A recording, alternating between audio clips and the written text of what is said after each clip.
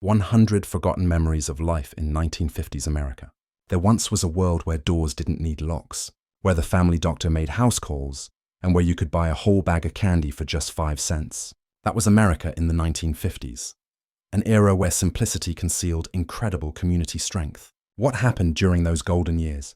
Let's rediscover the forgotten memories from an age where trust was the most valuable asset. $7,400 home prices.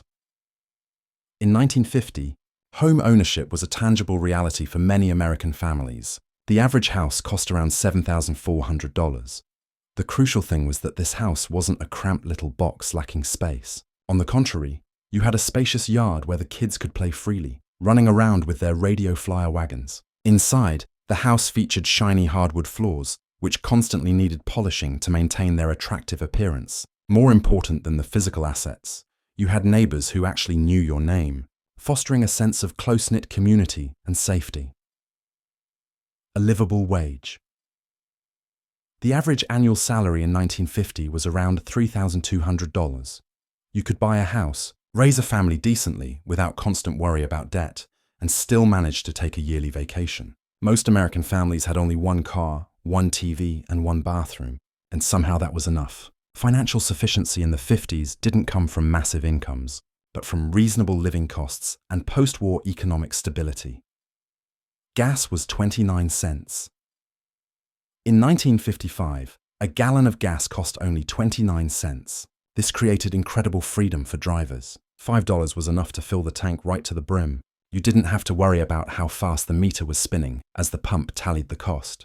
And after filling up, you still had enough change left over for a cold bottle of Coke and a pack of gum. Low fuel costs made long road trips easy, encouraging a driving culture on roads that were not yet the interstate highway system.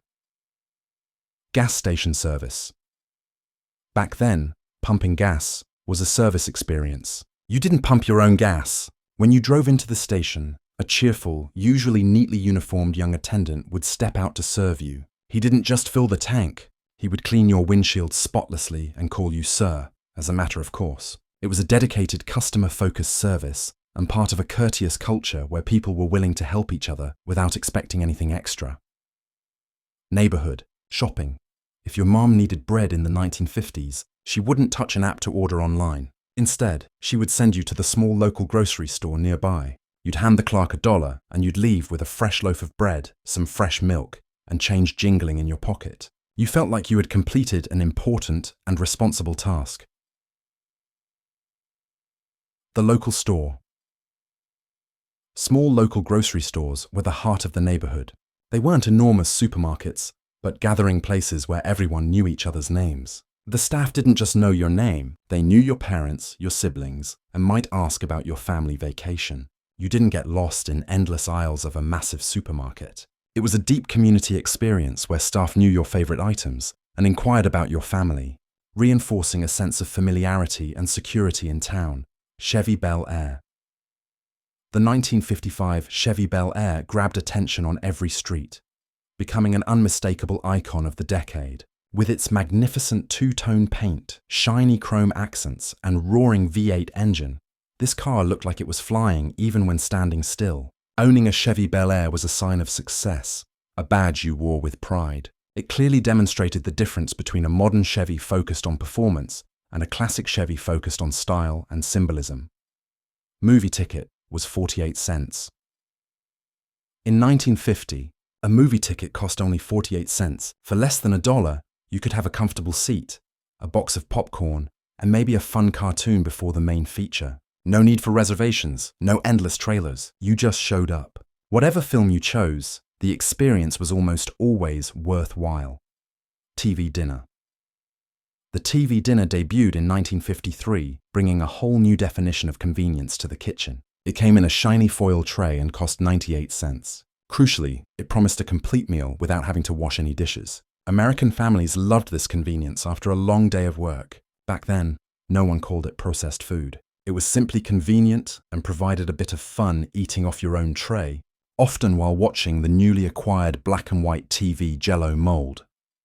There was always the infamous Jell-O mold at parties and Sunday dinners, especially at large family gatherings. This wobbly dessert was made from gelatin, often mixed with cottage cheese, canned fruit, or sometimes shredded carrots to create a unique texture and color. Hardly anyone actually liked the Jell-O mold, but everyone still took a spoonful out of tradition. The issue wasn't the flavor. It was the ritual of gathering, the presence of everyone, and adhering to family tradition. New channel, old memories. Help us share more by hyping this video. Every hype makes a huge difference. The doctor made house calls.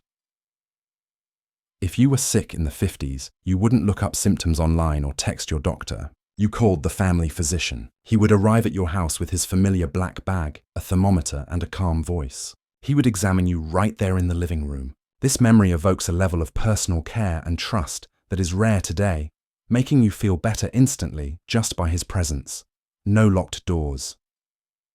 In the 50s, you didn't bother locking the door. Not because crime didn't exist, but because trust still existed in the community. If someone knocked, you welcomed them in. If they didn't knock, it was probably a cousin returning the ladder they borrowed last week. When you went away, house keys were often given to the neighbor to feed the cat. No alarm systems or surveillance cameras were needed. Just trust between people and perhaps a fresh pie waiting for you on the kitchen table when you got home. This trust was the foundation of social life back then. Adjusting the antenna. In the early 1950s, television antennas started sprouting up on rooftops across the country. Families would send someone, usually the father or eldest son, up onto the roof or garage, equipped with a wrench and a bit of hope, trying to adjust the antenna just right. One wrong turn and the image turned back into static. But if done correctly, you would have a crystal clear "I Love Lucy" Mr. Potato Head. In 1952, Mr. Potato Head became the first toy ever advertised on TV. The forgotten part of this memory is back then, you didn't buy a complete plastic set. You had to supply a real potato yourself to stick the plastic parts, eyes, nose, ears onto it. The entirely plastic version came much later. This memory emphasizes the simplicity and creativity of toys back then. Try giving a raw potato to a child today and telling them, "Here, have fun playing." Inexpensive trucks. A brand new Ford F-100 in the early 1950s cost less than $1,500. This was a durable vehicle built for work. It had no touch screens, no Bluetooth, no complex driver assistance features, just solid steel, a crackling AM radio, and a bench seat wide enough for 3 grown men and a dog. If something broke, you fixed it yourself. That was a respected skill, and the initial cost of the vehicle was truly affordable. Car interiors. Car interiors were made of steel and vinyl, not designed for modern comfort.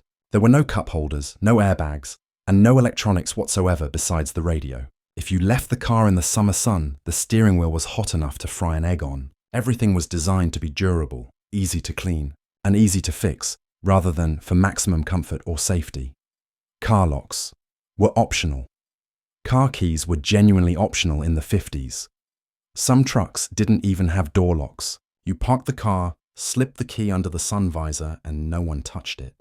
Today, you need a password to start the microwave, but back then, trust was stronger than technology. That is a clear illustration of the societal shift and the required level of security. Small screen TVs. In 1950, most TVs had screens no bigger than a dinner plate. They weighed as much as a small refrigerator and had low resolution, typically only displaying black and white. Despite their modest size, the TV was the center of family entertainment, drawing everyone together in the living room. The TV was furniture. The TV wasn't placed on a shelf. It was the piece of furniture. They were heavy wooden cabinets with legs and a fabric front concealing the speakers. When it broke, your dad didn't throw it away, but called a repairman who usually showed up with his toolbox and a cigarette. This is a huge difference compared to today's flat-screen TVs, which are lightweight, convenient, and easily replaceable devices. No remote. There were no remote controls or pause buttons in the early days of TV. If you wanted to change the channel using a rotary dial, you had to get up to do it. And typically, your father would make you do it not as a choice, but as part of growing up and learning obedience, especially if you were sitting closest to the TV. Were you the one who was forced to get up and change the TV channel? What childhood memory do you recall most vividly? Let us know by sharing. Radio Flyer Wagon. Every kid wanted the shiny red Radio Flyer Wagon. It was used to haul everything from toys, pets, groceries to even your siblings. When it rained, You flipped it over and it turned into a pirate ship, a secret fortress, or a turtle shell for shelter. The only upgrade you needed was imagination and endless resource. No helmets. Kids rode bikes without helmets. No elbow pads or foam padding, just scraped knees and streamers on the handlebars. If you fell, you limped home and Mum would dab iodine on the wound as if it were miracle water. And somehow you survived stronger and learned lessons about caution and resilience.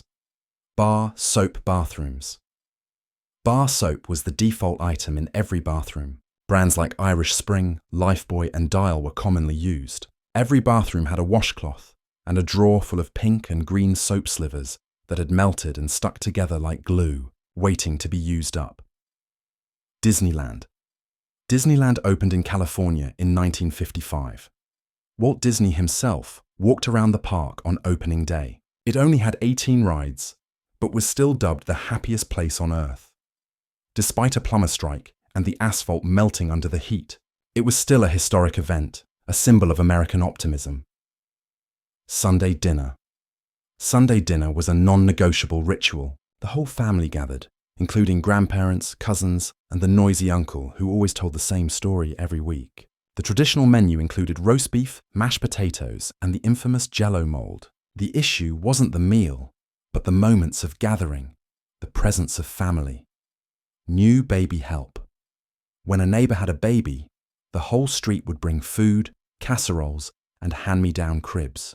There were no online gift registries or fanfare, just neighbors and friends helping each other out. New fathers were expected to hand out cigars to friends and colleagues to celebrate.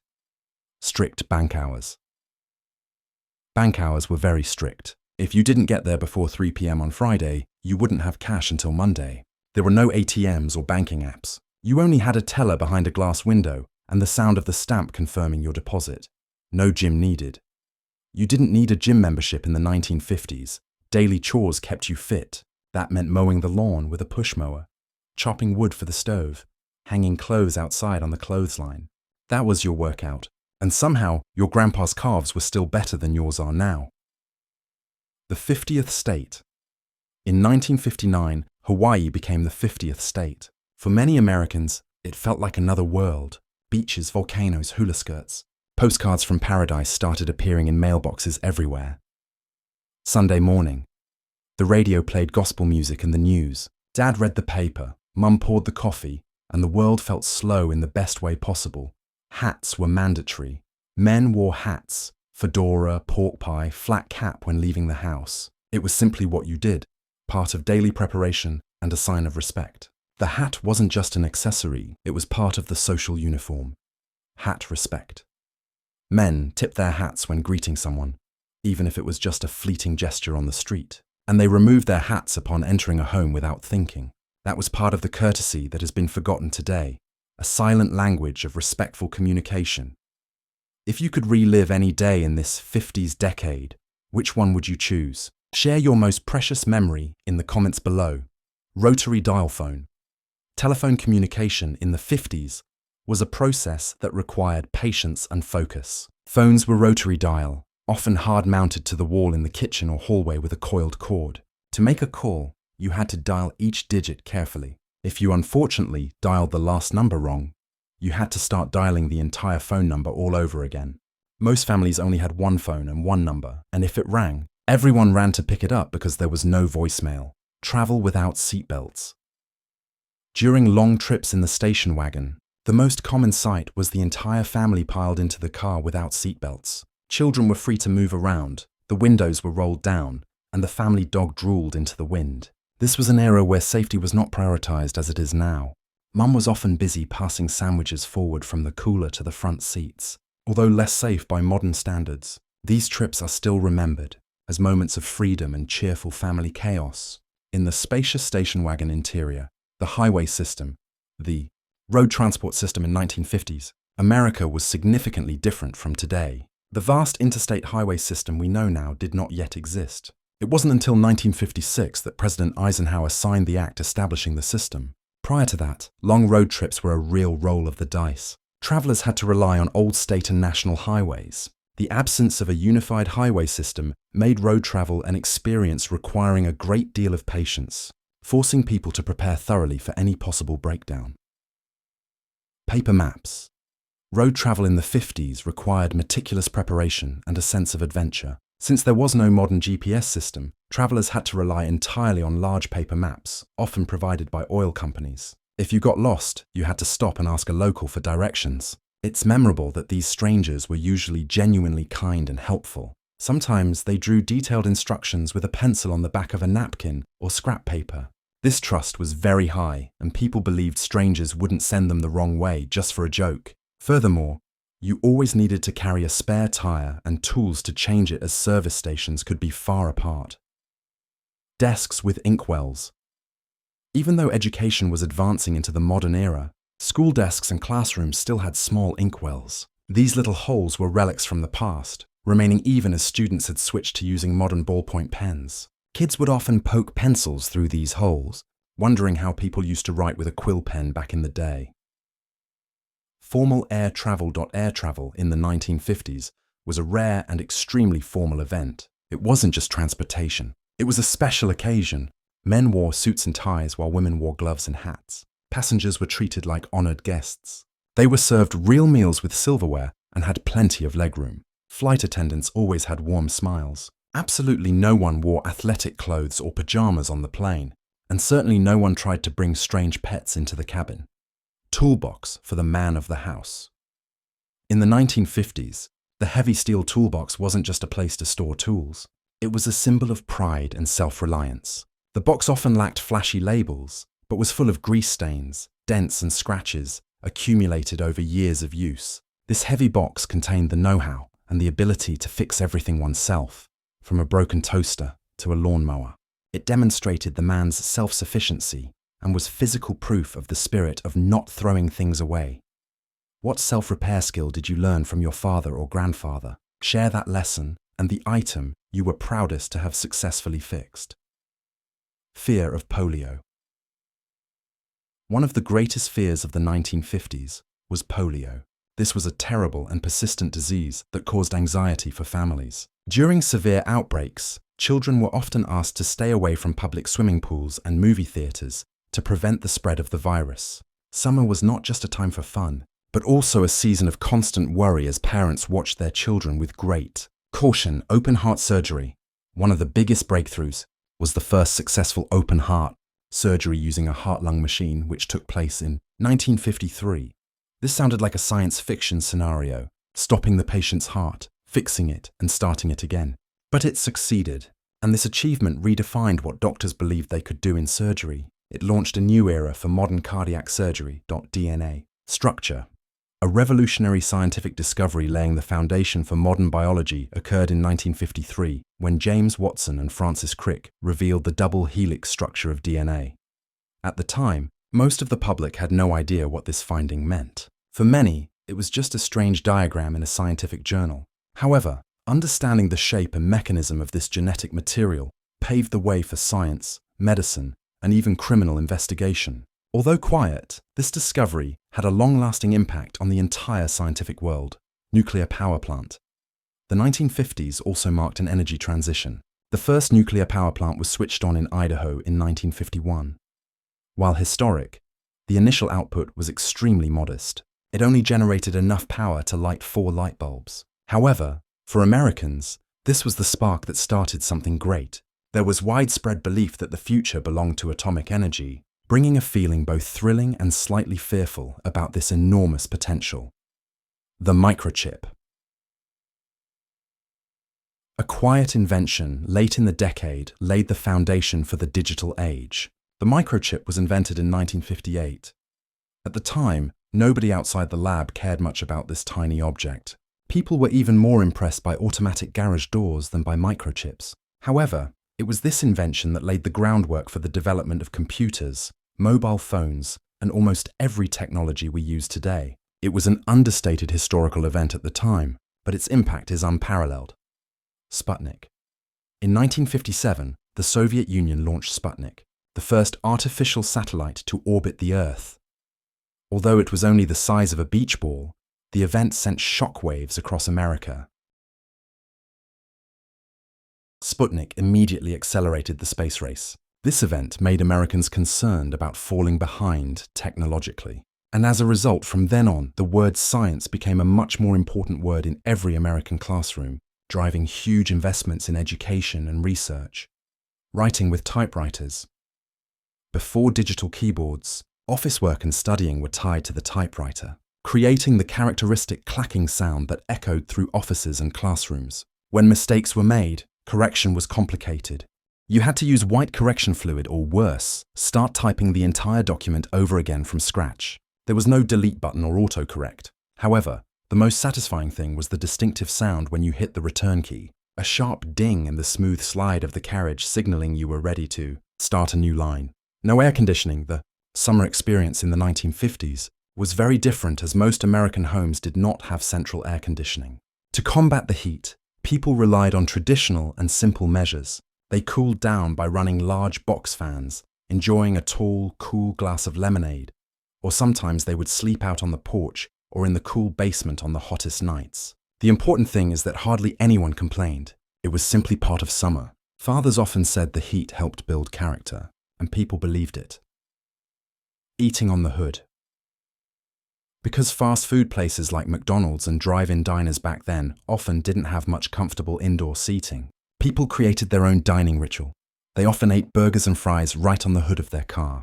That was part of car culture, enjoying a meal under bright neon lights in the night sky. The feeling of standing next to your Bel Air enjoying a 15-cent burger and 10-cent fries was described as perfect. A combination of fast food and personal freedom. Glass bottle milk. Home delivery service was an integral part of life. Milk did not come in paper cartons. It arrived at your house in thick glass bottles. The milkman would place these cold bottles right on your doorstep before sunrise. You would hear the gentle clinking of the glass, the official sign that a new day was beginning. If you were lucky, your mum would let you peel off the little paper cap on the bottle before breakfast. These milk bottles would then be returned for reuse, reflecting a naturally sustainable consumption model. Ice Cream Man. The sound of the ice cream truck driving by on the street was a magical sound for kids in the 50s. Upon hearing the bell, children would run barefoot on the sidewalk, clutching their coins, screaming for favorite treats like bomb pops and drumsticks. At that time, no one worried about sugar or calories. It was all about the feeling of that first bite under the sun, with sticky fingers for the rest of the afternoon. Canned food is king.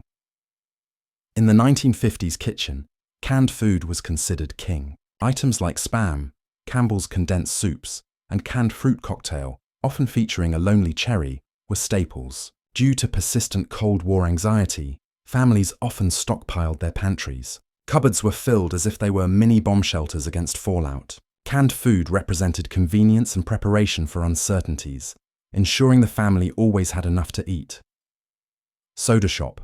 Every town had a soda fountain or small lunch counter that served as the social hub. This was where teenagers met after school or on weekends. You would sit on the red swivel stools, order a cool cherry Coke or grilled cheese sandwich. The waitress would call out your name when the food was ready because she practically knew you since childhood. The soda fountain wasn't just a place to eat.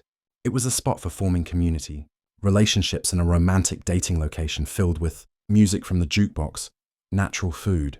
The concept of organic food as we understand it complexly today actually did not exist. Most basic products like milk, butter, and meat were supplied by nearby farms. Consumers didn't need to ask if the food was naturally grown, because it simply was. Fresh local food was the default standard, not a luxury or specialty item. This reflected a simpler food supply chain closer to natural sources, where small grocery stores were the connection. Point to the farm, the diners. Club 1950 saw the birth of the first modern credit card called the Diners Club. Initially, Diners Club was designed specifically for businessmen, so they could pay for meals and entertainment expenses without carrying cash. It was a crucial step, ushering in a new financial era.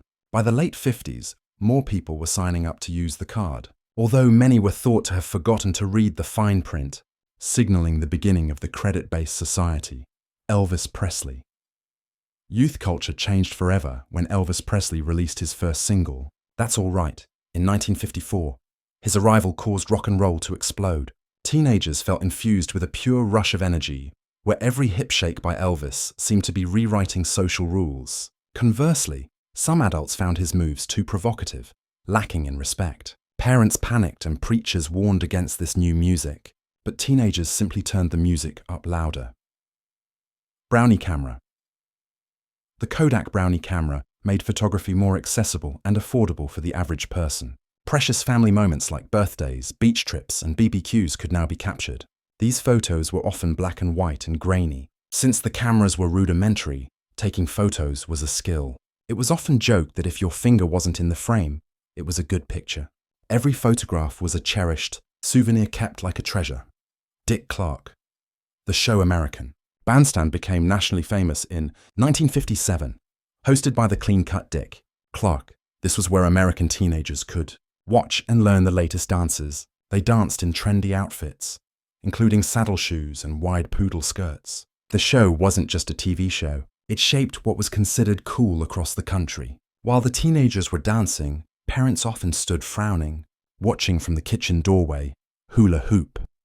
The late 1950s saw a massive toy craze called the hula hoop. This simple toy debuted in 1958, and within just 4 months, 25 million units were sold. Kids spun the hula hoop in their yards, schoolyards, and parks until they felt dizzy. Neighborhood contests even sprang up overnight. The funny thing is that parents secretly tried playing too after dark. Although the result was often strained muscles trying to keep up with their children. Pastel bathrooms. Architecturally, most American families in the 1950s had only one bathroom to serve the whole family. This bathroom often featured the decade's characteristic colors: pastel pink, mint green, or light blue. The unusual feature was that the toilet, bathtub, and wall tiles were often designed to match in color. The simplicity of having only one bathroom forced members to learn to share, and the soft colors provided a clean, fresh feel.